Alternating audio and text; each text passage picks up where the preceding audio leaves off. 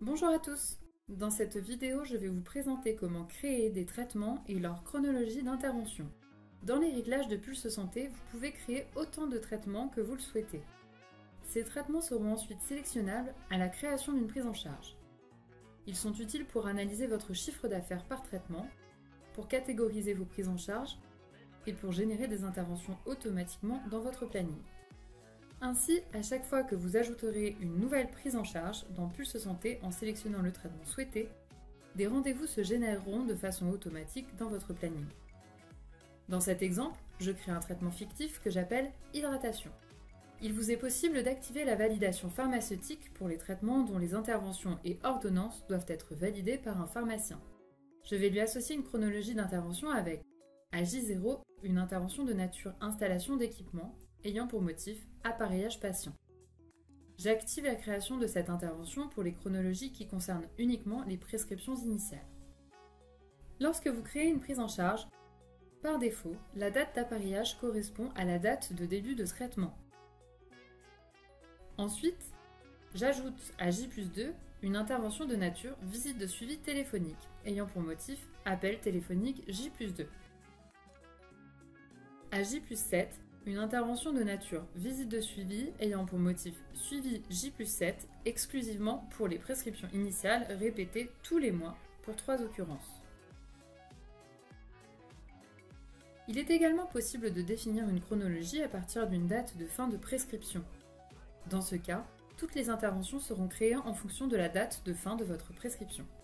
Vous pouvez modifier la date d'appareillage dans le bloc prescription de votre prise en charge pour adapter la chronologie du traitement. Je programme une intervention 15 jours avant la date de fin de prescription, réservée uniquement à l'admin assigné au dossier avec pour motif vérification dossier patient. Une fois mon traitement créé avec la chronologie d'intervention souhaitée, je vais rendre ce traitement disponible dans le type de prise en charge perfusion, par exemple. Dès lors, si je crée une prise en charge de type perfusion, le traitement hydratation est bien disponible.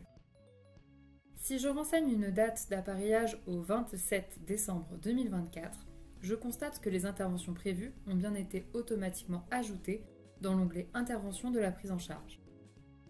Et si je me rends sur le planning de la personne assignée à la prise en charge, je retrouve également bien les interventions.